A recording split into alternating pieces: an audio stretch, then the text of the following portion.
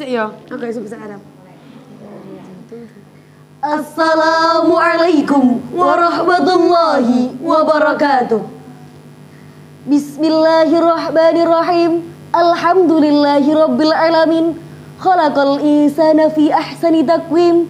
Wassalatu wassalamu ala sayyidina Muhammadin wa ala alihi wa ashabihi wasallim. Amma ba'du. Dewan juri yang arif dan bijaksana, hadirin rahimakumullah.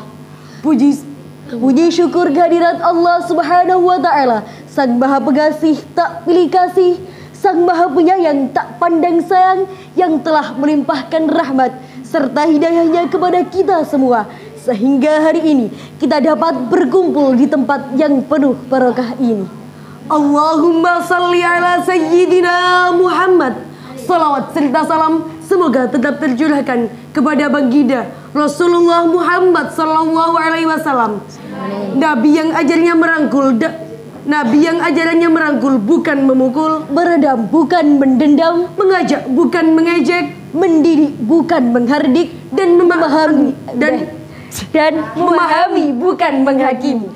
Melalui ad-dinul Islam. Hadirin rahimakumullah, dalam sejarah peradaban bangsa, pemuda adalah aset bangsa yang sangat mahal dan tidak ternilai dengan harga. Hal ini dikarenakan pemuda memiliki fisik yang masih kuat, berjalan masih cepat, pendengaran masih akurat, pikiran masih cermat, kulit wajah glowing mengkilat walaupun ada banyak jerawat, tapi tidak gawat karena masih ada obat di toko-toko terdekat. Betul? Namun di era modernisasi dan globalisasi ini, pemuda mulai terlena dan tergerus oleh berubahnya zaman. Sikap peduli kian hari mulai lari dari hati nurani. Sikap solidaritas dan sosialisasi pun kian menipis, terkikis oleh budaya kapitalis. Kira-kira apa yang terjadi dengan pemuda kita para hadirin? Ya, karena tidak sedikit dari kaum pemudanya yang mulai malas belajar karena hari-harinya diisi dengan internetan ngawur, hidupnya tidak teratur, kalau sekolah sambil tidur, tamat sekolah terus menganggur. Kalau makan maunya lauk daging semur, rambutnya tidak pernah dicukur, bercita-cita jadi gubernur, but what? Kerjanya cuma mendekur di atas kasur.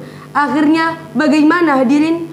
Bukannya jadi gubernur, tapi malah jadi penganggur yang hidupnya hancur tersungkur dari dunia hingga di alam kubur. Na'udzubillah. Hadirin rahimakumullah, pemuda adalah calon-calon pemimpin bangsa. Syubbanul yaum rijalul lughat. Mari persiapkan diri dengan cara mencari ilmu tak kenal lelah, serta selalu menjaga akhlakul karimah dan senantiasa mendekatkan diri pada Allah Subhanahu wa taala. Allah Subhanahu wa taala berfirman dalam Quran surat Al-Mujadalah ayat 11 yang berbunyi, A'udzu billahi minasyaitonir rajim. Bismillahirrahmanirrahim. Ya ayyuhalladzina amanu idza qila lakum tafassahu fil majalis fafsahu yafsahillahu lakum wa idza qila shuzu fanshuzu yarfa'illahu alladhina amanu minkum walladhina utul ilma darajat wallahu bima ta'maluna khabir. Artinya, hai orang-orang yang beriman, apabila dikatakan kepadamu berlapang-lapanglah dalam majelis, maka lapangkanlah. Niscaya Allah akan memberi kelapangan untukmu. Dan apabila dikatakan berdirilah kamu, maka berdirilah. Niscaya Allah akan meninggikan orang-orang yang beriman di antaramu dan orang-orang yang diberi ilmu pengetahuan beberapa derajat. Dan Allah Maha mengetahui apa yang kamu kerjakan.